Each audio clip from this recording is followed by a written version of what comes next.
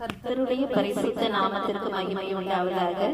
இன்று ஆதியாகமம் 42ஆம் அதிகாரம் 1 முதல் 38 வசனங்களில் இருந்து துரோகம் என்ற வார்த்தையை மையமாக கொண்டு தியானிக்க போகிறோம். இந்த அதிகாரத்தில் என்ன வேத வார்த்தை உள்ளது என்பதை சுருக்கமாக காண்போம்.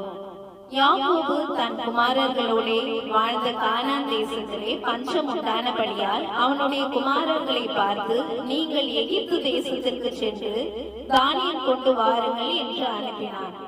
இளையவன் ஆகிய பென்யமீனை அவர்களோட அனுப்பவில்லை.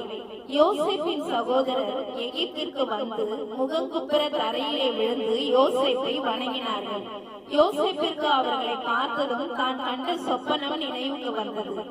அவர்களோ யோசேப்பை அறியவில்லை. யோசேப்பு அவர்களை பார்த்து, நீங்கள் வேவுக்காரர்கள், தேசம் எங்கே திறந்து கிடக்கிறது என்று பார்க்க வந்தீர்கள் என்றார். அதற்கு அவர்கள், அப்படியல்ல ஆண்டவனே, நாங்கள் ஒரே தகப்பன் புத்திரர், இளையவன் எங்கள் தகப்பனிடத்தில் இருக்கிறான், ஒருவன் காணப்படாமற் போனான் என்றார்கள். அப்பொழுது யோசேப்பு, உங்களை வேவுக்காரர் என்று நான் சொன்னது மெய்தான். உங்கள் இளைய சகோதரனை இங்கே அழைத்து வந்தால் ஒழிய நீங்கள் இங்கிருந்து செல்ல முடியாது என்று அவர்களை 3 நாள் காவலிலே வைத்தான். அப்பொழுது ஒருவரை ஒருவர் பார்த்து, நம்முடைய சகோதரனுக்கு நாம் செய்த துரோகம் நம்மேல் சுமந்தது. அவன் நம்மிடையே எஞ்சி வேண்டிக் கொண்ட பொழுது அவனுடைய மனைவி ஆகலத்தை நாம் கண்டும் செவிகொடாமல் போனோம். ஆகையால் இந்த ஆபத்து நமக்கு நேரிட்டது என்று சொல்லிக் கொண்டார்கள். பிறகு அவர்கள் சிமியோனை பிடித்து கட்டுவித்தான். பின்பு அவர்கள் சாக்குகளிலே தானியத்தை நிரப்பவும் அவர்கள் பணத்தை திரும்ப அவனவன் சாக்கிலே போடவும் வழிக்கு வேண்டிய ஆகாரத்தை கொடுக்கவும் கட்டளையிட்டான். அவர்கள் அந்த தானியத்தை கழுதையின் மேல் ஏற்றி கொண்டு புறப்பட்டார்கள். அவர்கள் கானான் தேசத்தில் உள்ள தங்கள் தகப்பனிடத்தில் நடந்த எல்லாவற்றையும் கூறினார்கள். அந்த தேசத்தின் அதிபதி, உங்கள் இளைய சகோதரனை அழைத்து கொண்டு வாருங்கள் என்றான். பிறகு அவர்கள் தங்கள் சாக்குகளில் உள்ள தானியத்தை கொட்டுகையில் அவனவன் பணமுடிப்பு அதிலே இருந்தது.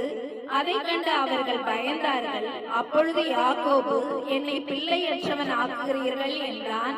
அப்பொழுது ரூபன் தன் தகப்பனை பார்த்து, அவனை என் கையில் ஒப்புவியும், நான் அவனை திரும்ப உம்மிடத்தில் கொண்டு வருவேன் என்றான். அப்படி கொண்டு வராவிட்டால் என் 2 குமாரரையும் கொன்று போடும் என்றான். அதற்கு யாக்கோபு, நீங்கள் என் நரைமயிரை சஞ்சலத்தோட பாதாளத்தில் இறங்க பண்ணுகிறீர்கள் என்றான். இந்த அதிகாரத்தில் நாம் பார்க்கும் பொழுது யோசேப்பின் சகோதரர்கள் யோசேப்பிற்கு செய்த துரோகத்தை நினைத்து வருந்துவதாக பார்க்கிறோம். ஆம் பிரியமானவர்களே, இந்த உலகத்தில் வாழ்கிற மக்கள் பெரும்பாலும் ஒற்றுமையாக வாழ்வது கிடையாது.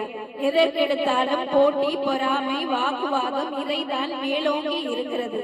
ஒரே குடும்பத்தில் பிறந்த சகோதர சகோதரிகளிடத்தில் கூட உண்மையான அன்பு காணப்படுகிறதா என்று பார்த்தால் இல்லை என்றுதான் சொல்ல முடியும். காரணம் என்ன? சிந்திக்க வேண்டும் பிரியமானவர்களே. ஏன் ஒற்றுமையாக வாழ முடியவில்லை என்றால், நீ பெரியவனா நான் பெரியவனா என்ற எண்ணங்கள் மேலோங்கி காணப்படுகிறதினால்தான். ஒருவன் மற்றவனுக்கு துரோகம் செய்துவிட்டான் என்று யாரை பார்த்து சொல்லுவோம் என்றால், அவன் மிகவும் உறவு முறையில் இருந்திருக்க வேண்டும். இவனுடைய அனைத்தும் அவனுக்கு தெரிந்திருக்கும். அப்படிப்பட்டவன் செய்யக்கூடிய தீங்கான செயலை தான் துரோகம் என்று கூறுகிறோம். நாம் பேச்சு வழக்கில் சொல்வதுண்டு, கூட இருந்தே குழி பறித்து விட்டான் என்று சொல்வதுண்டு. இந்த வார்த்தையின்படிதான் யோசேப்பின் சகோதரர்கள் யோசேப்புக்கு செய்தார்கள். இப்படிப்பட்ட தீமையான குணங்களை நாம் கொண்டிருந்தால் நிச்சயமாக கடவுள் ஒரு நாள் நம்மை வருந்த வைப்பார். வேதத்தில் கூட ஒரு வசனம் என்ன சொல்லுகிறது என்றால், நீதிமொழிகள் 11வது அதிகாரம் 6வது வசனத்திலே, செம்மையானவர்களுடைய நீதி அவர்களை தப்புவிக்கும், துரோகிகளோ தங்கள் தீவினையிலே பிடிபடுவார்கள். ஆம், இந்த உலகத்தில் வாழ்கின்ற ஒவ்வொருவரும் மற்றவர்களுக்கு தீமையான காரியங்களை செய்யாமல் நல்லவற்றையே செய்து வாழ்வோம். நல்லது செய்ய முடியவில்லை என்றாலும் பிறருக்கு தீமை செய்யாமல் வாழ்வோம். அப்பொழுது நாமும் உயர்த்தப்படுவோம். ஆமென். தொடர்ந்து பாருங்கள், ஆசீர் பெறுங்கள், சப்ஸ்கிரைப் செய்யுங்கள். நன்றி.